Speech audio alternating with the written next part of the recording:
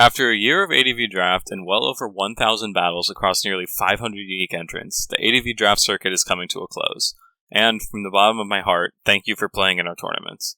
I'm very excited to introduce the 16 players that'll be fighting in this year's Hoenn Draft Invitational, and without further ado, I'll get started with introducing this year's top seed, Violet River. River is no stranger to competitive Pokemon, having participated in multiple iterations of the Smogon Premier League. This is the first year she's dipped her toes in the ADV draft, and she's come out as the only player to reach the redraft stage in all 4 circuit tournaments. Her best result is a 5th place in Emerald Open 5, followed by 7th places in both V3 and Revival Draft. While she does have a couple of Pokemon she likes to draft more than others, River has a broad palette and is able to use her skill to make a variety of team structures work well. Will she be able to finally climb the mountain and win the Hoenn Draft Invitational? Seeker, sometimes known as Texas Cloverleaf, is an ADV draft veteran and has a grasp of the format rivaled by few others. He led a dominant 10-win run in V3, only dropping 2 games over the course of the entire tournament. He's one of 2 players in the format's history to have 2 tournament wins with player pools 48 or larger, making him used to the competitive pressure that comes with being at the top. He's seen success with Snorlax and Zapdos drafts this year, plugging in pieces such as Ursaring, Ludicolo, Hypno, and Tauros to great effect. Able to take ZTL off due to his tournament win, he will be seeking the perfect combo here to win it all. Aonfa is a draft staple across multiple generations, but his impact on ADV draft is immense. An offensive archetype known as Aonfa Pass, that involves Agility, Zapdos, and Wish Vaporeon, has launched him to success in multiple tournaments. He's no one-trick pony, however, and has also seen success with Snorlax, Tyranitar, and Celebi drafts this year. Aonfa is known as the Silver Merchant due to his uncanny ability to place second in tournaments, including V3 this year after a well-fought Grand Finals battle with Seeker. Will he be able to take that final step forward this Invitational to a win? Sleepy started this year going 2-2 in this year's Emerald Open pools. After this, she rattled off a 16-game win streak that bled into the redraft stage of V3, the longest known in the history of the format. Sleepy is known for dumping generous amounts of speed into slow Pokemon such as Snorlax, managing to fool Ban Manaphy in the Grand Finals of Emerald Open this year, with one of the greatest turns the format has ever seen. Fast Snorlax and a slower Regice both attempting to click Focus Punch, with Sleepy's faster Lax winning out. Her defensive drafts are tough to crack, and she's adept at pouncing on opponent mistakes.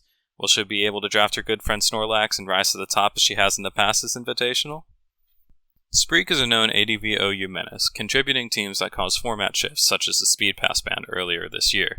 In ADV draft, he is great at drafting teams that strike a balance between defensive pieces such as Registeel and Quagsire, and offensive prowess with strong attackers such as Tyranitar, Salamence, and Alakazam.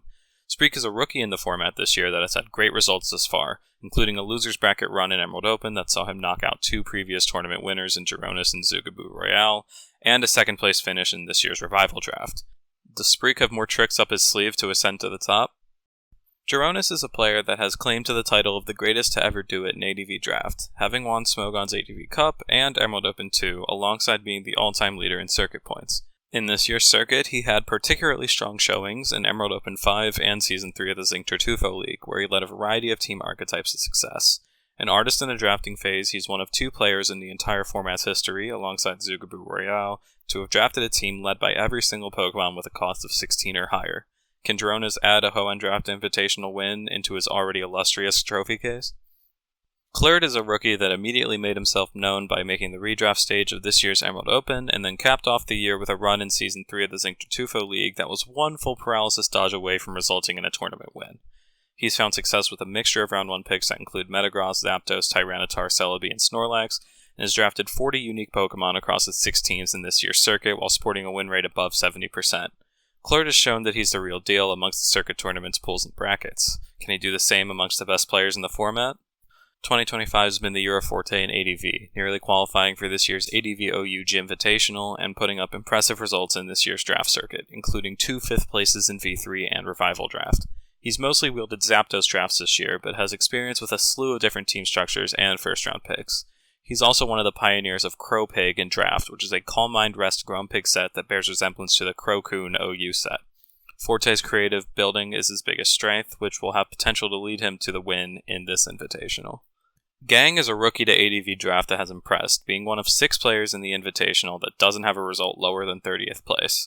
His crowning performance this year was V3, where he used picks such as Bulky Rush Chimecho and Quagsire to a shocking amount of success.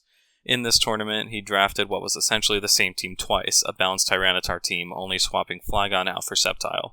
He's run other drafts this year, though, including a spikeless Celebi team and Revival draft. Gang's consistency throughout the year has been a strength, but he hasn't won a tournament yet. Will the Hoenn Draft Invitational be his first? The only participant this year to play 2 of the 4 circuit tournaments, Nall has, in his words, very loudly had a year, with a top 10 finish in Emerald Open 5 and a tournament win in this year's Invitational League. Nall's experience in ADV as a whole led him to these deep tournament runs, and his Emerald Open 5 draft even inspired a team that helped get Speed Pass banned in ADV OU. In draft, he's known for using often scrutinized Pokemon such as Blaziken and Mischievous to great effect, and in his most recent tournament, using Dragon Dance Pupitar as an offensive piece to win a game. Will Nall continue to make noise in his loud year with a bracket run here? Among Us Blaster was a remarkably consistent player in this year's circuit, winding up near the top 16 of the standings in all 4 tournaments. They're not a picky drafter either, being one of 4 players this circuit to have 5 or more different first-round picks, and running a variety of team structures both with and without spikes and different star Pokemon. Whether it's a constricting defensive core, offense led by Dragonite or Tauros, or a balanced attack, Among Us Blaster has shown that they're an adept pilot. Can they break past their peak and win an Invitational with the format's best players? Pocket is an ADV draft veteran, best known for what is the most referenced and popular ADV draft battle to date. In the first iteration of Volta's Draftful tournament, Pocket steered a Marshtomp nicknamed Wallace to nearly 3 health bars worth of damage, en route to a battle win which led to a 3rd place finish in the tournament. We haven't seen Pocket's Wallace return this year in Circuit, but instead Pocket put up 4 strong tournament runs with a slew of unique Pokemon. Pocket is a jack of all trades with tournament winning potential, but hasn't crossed the line yet. Will Hoenn Draft Invitational be his chance to do just that? JBL's rookie season in ADV Draft has been filled with long, grinding battles only a trash compactor could love, mixed with strikingly fast Belly Drum and Speed Pass mix-ups.